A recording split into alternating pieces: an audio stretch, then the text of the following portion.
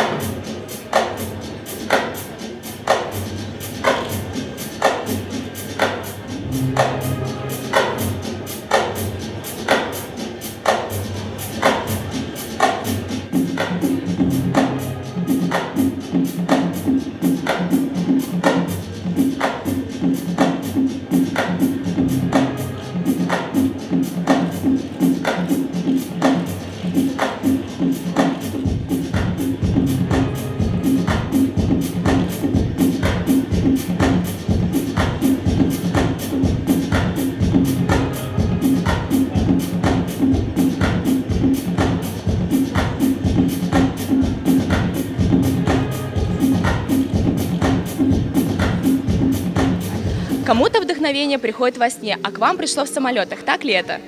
Да, это абсолютно так.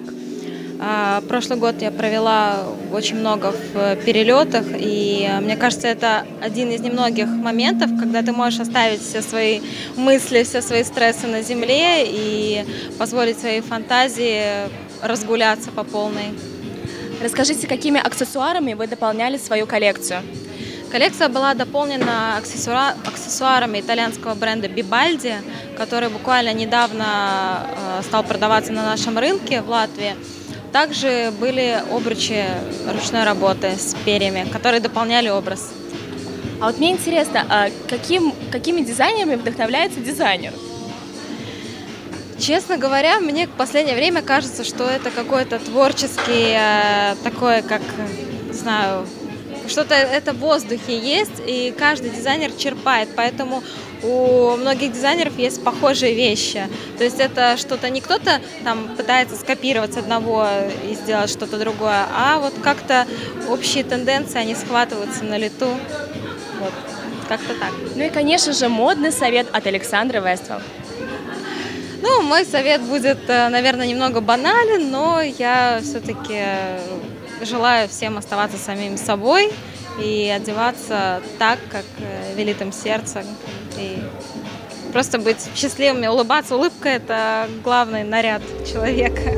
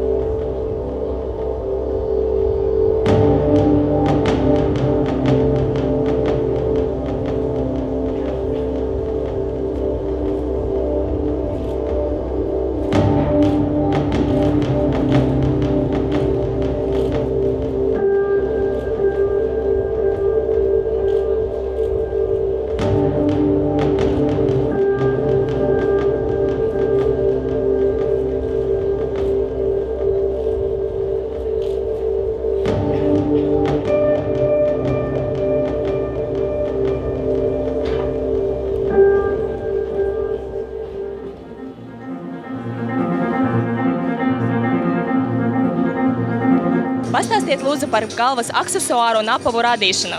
Nu, sarežģīti. long story. Nē, principā par apaviem es varētu runāt stundām, jo šis projekts man ilgi jau 2 gadus. Pirmais versija man ir tapa Šanhajā, kur dzīvo pēdējos 6 gadus, un viņi ir nerosējošā tērauda apavi, kas ir grūti pielīdzinām, teiksim, valkājumam apavam, un tur bija tas ļoti garš process, vispār viņi nonāk tur, jo metālis, nezinu, taisīt kā kurps un otrādi. Un tad līdz ar to es viņus piemēroju valkājumam, kurpe ir no koka un no ādas, līdz ar to tas ir vieglāk tā kā, saprotams, bet arī tur bija diezgan daudz struggle, man tur jāpasaka daudz vairākiem cilvēkiem, Kārlis Zelzīts, inženieris, kas man palīdzēja pamatus taisīt, un tas bija ļoti interesants process, tāpēc, ka es gribu turpināt arī ar apavu dizainu, jo Latvijā daudz to arī īstenībā nedara, bet es domāju, mums ir potence, kā, tādā valstī, kur viss kaut kādi dabiskie materiāli, ieskatot koku, ādu, līnu, es domāju, tas tāda niša, kur mēs varam, arī, turpināt. Un kādi ir dominējušie materiāli kolekcijā? Āda un poliesters un koks, protams, kurpēm. Bet par tām kurpēm runājot, tur tā iedvesmas avots ir koks, krēsls, ja? Tā kā tas viss ir interjērs, tad arī tā ideja bija par to, kad izmainām to balsti, ja? Tā kā krēslam ir 4 kājas, varbūt 3 kājas, tā kā taburetē. Un tad es to padomāju to balstu, kad var izmainīt tā, tāpēc tas virziens tāds, diezgan ģeometrisks un tā.